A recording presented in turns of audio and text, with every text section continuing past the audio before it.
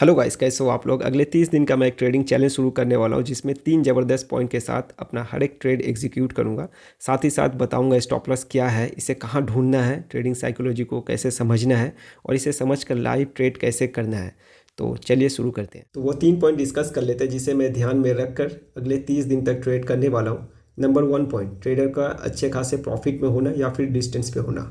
Number 2, previous day के chart में market ने ट्रेडर को रिट्रेसमेंट करके निकाल दिया हो। नंबर 3, प्रीवियस डे मार्केट ने ट्रेडर का स्टॉप लॉस क्रिएट कर दिया हूँ। अभी चार्ट पे चलते हैं, मैं आपको समझाता हूँ किस तरह से ये तीनों पॉइंट को अप्लाई करूँगा मैं, और अगले 30 दिन तक इसी 3 पॉइंट के बेस पे मैं ट्रेड करने वाला हूँ। देखिए, कोई भी चीज़ हम शुरुआत में सीखते हैं ना तो काफ़ी सारी चीज़ों को ध्यान में रखना पड़ता है, लेकिन जैसे जैसे आप सीखते जाएंगे ना, मार्केट में मेरा राय 3 साल से ज़्यादा होने जा रहा है, तो मैं क्या है ना, चीज़ों को सिंप्लीफाई करने का कोशिश कर रहा हूँ। जितना कम पॉइंट में आप ट्रेड अपना एंट्री एग्जिट डिसाइड कर सकते हैं ना, उतना अच्छा। उससे होगा क्या, ज़्यादा कन्फ्यूज़न नहीं होता है। तो चलिए देखते हैं चार्ट में किस तरह से इसको अप्लाई करेंगे और इसका आउटकम क्या निकलता है। वीडियो को लाइक कर देना वीडियो अच्छा लगे तो, और चैनल को सब्सक्राइब कर लेना अगले 30 दिन तक इसका रिजल्ट देखने के लिए। तो गाइस, वीडियो पूरा देखना ताकि कोई कन्फ्यूज़न बाकी ना रहे। मैं लास्ट में ये भी डिस्कस करूंगा ना कब हमें ट्रेड नहीं लेना है, क्योंकि जिस तरह से हमें ये पता होना ज़रूरी है ना कि कब हमें ट्रेड लेना, उस तरह से ये भी पता होना काफ़ी ज़्यादा ज़रूरी है कि कब हमें मार्केट में ट्रेड नहीं लेना है, आराम से वेट करना है। तो सबसे पहले इस वाले चार्ट से शुरू करते हैं। इसमें मैं आपको एक्सप्लेन करने की कोशिश करता हूँ कि किस तरह से मैं पॉइंट को अप्लाई करने वाला हूँ नेक्स्ट 30 डेज़। तो सबसे पहला पॉइंट जो हमने डिस्कस किया था कि ट्रेडर को अच्छे खासे डिस्टेंस पे होना या फिर प्रॉफिटेबल, मतलब अच्छे खासे प्रॉफिट में होना। तो यहाँ पे हमें क्या नज़र आ रहा है, मार्केट में 23,500 का ब्रेकआउट किया, ऊपर जाके टाइम स्पेंड किया। अब जो मैं 3 पॉइंट डिस्कस किया ना, वो तीनों पॉइंट में ज़रूरी नहीं कि तीनों पॉइंट ही मिलना ज़रूरी है। कोई एक पॉइंट भी अगर हमें चार्ट में दिखेगा ना, तो हम कोशिश करेंगे उसी के अकॉर्डिंग ट्रेड लेना, अगर मार्केट में ओपनिंग सही रहा तो। जैसे कि देखिए, यहाँ पे हमें क्या नज़र आ रहा है, मार्केट 23,500 का ब्रेकआउट किया, अब ऊपर जाके सस्टेन किया। यहाँ पे क्या हुआ, बायर्स का स्टॉप लॉस क्रिएट हो गया।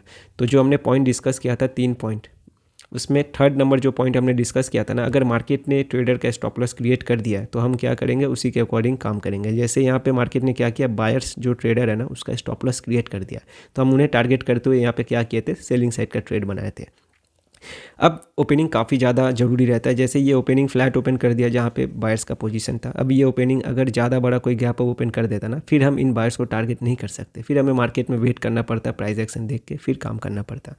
चूँकि मार्केट वैसा किया नहीं, मार्केट फ्लैट ओपन दिया, बायर्स का स्टॉप लॉस आसपास था, हमने यहाँ पे सेलिंग साइड का ट्रेड बना, एक बहुत ही अच्छा हमें यहाँ पे मोमेंटम देखने मिल गया।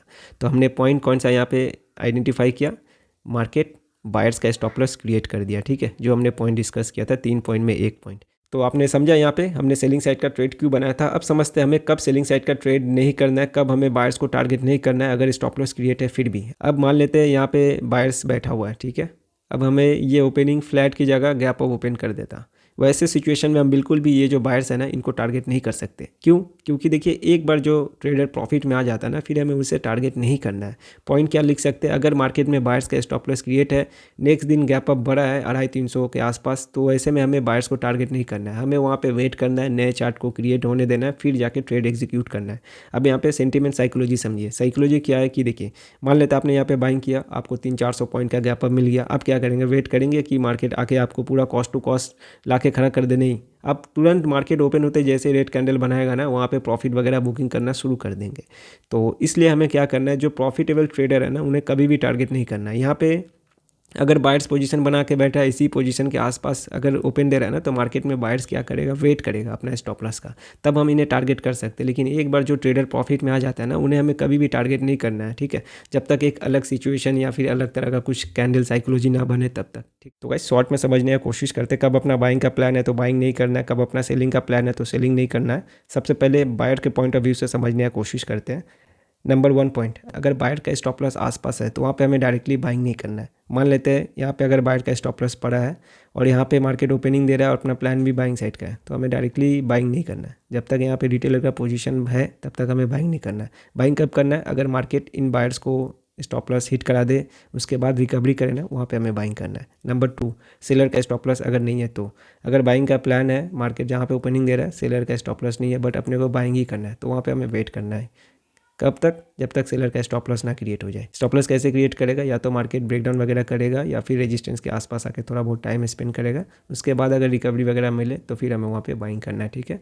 नंबर 3, एक्जैक्टली राउंड लेवल से सपोर्ट लेके ऊपर जाना या फिर क्लोजिंग प्राइस का ब्रेकआउट करना। अगर राउंड लेवल के आसपास से डायरेक्टली सपोर्ट लेके ऊपर जा रहा है ना, तो हमें वहाँ पे बाइंग नहीं करना है, ठीक है, क्योंकि वैसे में रिटेलर आते हैं, दूसरे लोग भी काम करते हैं, तो मार्केट क्या करता है डायरेक्टली देखिए इस सब लेवल से भागता नहीं है, वो पहले थोड़ा सा रिट्रेसमेंट वगैरह करता है, सेंटीमेंट चेंज करता है, उसके बाद ही वो मोमेंटम करता है। तो ये जो 3 पॉइंट है बाइंग के पॉइंट ऑफ व्यू से आपको बताया, सेलर के पॉइंट ऑफ व्यू से भी सेम रहेगा। लास्ट में एक पॉइंट और ऐड करता हूँ, सेम चार्ट रिपीट अगर करा तो सेम चार्ट जो है ना मैं इसको कम वैल्यू करता हूँ, लेकिन मार्केट क्या करता है ना ये काम करता है, ठीक है। पहला जो मेन अपना 3 फोकस रहेगा ना, मार्केट में देखना स्टॉप लॉस किस साइड है, मार्केट ओपनिंग कैसा दे रहा है, और जहाँ पे ओपनिंग दे रहा है वहाँ पे स्टॉप लॉस है कि नहीं है। तो इन्हीं पॉइंट को ध्यान में रखते हुए अपना जो ट्रेड बनेगा ना अगले 30 दिन इसी पॉइंट के बेस पे काम करेंगे, ठीक है। तो हमने बाइंग के पॉइंट ऑफ व्यू से बात किया, हमने सेलर के पॉइंट ऑफ व्यू से बात किया। अब बात करते हैं रेंज बाउंड मार्केट, क्योंकि मार्केट हमेशा ऐसा नहीं है कि बाइंग में जाएगा या फिर हमेशा सेलिंग में जाएगा। मार्केट में 3 फेज़ होता है, बाइंग, सेलिंग और एक होता है साइडवेज। तो अगर मार्केट साइडवेज मिलता है या फिर जिसे हम रेंज बाउंड मार्केट करते हैं, वैसे सिचुएशन में क्या करेंगे, ऐसे सिचुएशन में भी प्लान बना के रखा हूँ मैं, वो भी आपको बता देता हूँ। रेंज बाउंड मार्केट में काफ़ी ज़्यादा इंपॉर्टेंट रहता है ना ओपनिंग कहाँ दे रहा है, क्योंकि रेंज बाउंड मार्केट में दोनों साइड स्टॉप लॉस रहता है। अगर मार्केट एक रेंज के अंदर क्लोजिंग दिया है ऊपर नीचे करके, तो नीचे बायर्स बैठा हुआ, ऊपर सेलर बैठा हुआ है।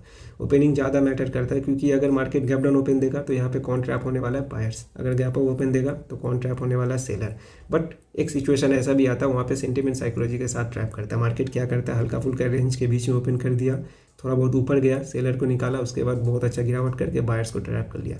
तो ये वाला जो सिचुएशन है ना, ये देखिए एक्सपीरियंस के साथ समझ में आएगा। बाकी हम मार्केट के साथ ये काम कर सकते हैं कि अगर रेंज बाउंड मार्केट है, अगर गैप अप ओपन दे रहा है तो सेलर को टारगेट करते हुए कॉल साइड में काम कर सकते हैं, या फिर मार्केट अगर गैप डाउन दे रहा है तो हम बायर्स को टारगेट करते हुए सेलिंग साइड में यानी पुट साइड में काम कर सकते हैं। तो जो भी इंपॉर्टेंट पॉइंट था मैंने आपके साथ डिस्कस कर लिया। अभी हम इस चार्ट को समझने की कोशिश करते हैं, जो पॉइंट हमने डिस्कस किया उसके अकॉर्डिंग अगले ट्रेडिंग सेशन में किस तरह से हम ट्रेड एग्जीक्यूट कर सकते हैं। तो देखिए इस चार्ट में हमें क्या नज़र आ रहा है, मार्केट 23,500 का सपोर्ट लिया, ऊपर गया, उसके बाद ब्रेक डाउन कर दिया। अब यहाँ पे देखिए राउंड लेवल देख के काफ़ी लोग यहाँ पे बाइंग करने की कोशिश किए होंगे, क्योंकि एक डब्ल्यू पैटर्न भी हमें नज़र आ रहा है, उसके बाद ब्रेकआउट हुआ। तो जो भी यहाँ पे बाइंग किया ना मार्केट ने क्या किया, ये वाले मोमेंटम में 23,500 का जब ब्रेकडाउन किया होगा ना, वो सब बायर्स मार्केट से निकल चुके हैं। मार्केट घुमा कहाँ है, 23,500 के नीचे से। अब राउंड लेवल के नीचे से जो मार्केट रिवर्स करता है ना, मेरा ये मानना रहता है कि वो स्ट्रॉन्ग प्लेयर है। तो मेरे नज़र में ये जो बाइंग आया ना इस लेवल से, ये स्ट्रॉन्ग बायर्स है। अब मार्केट क्या हुआ देखिए, लास्ट में रिट्रेसमेंट भी कर दिया। अब ये रिट्रेसमेंट क्यों किया ये समझना काफ़ी ज़्यादा ज़रूरी है।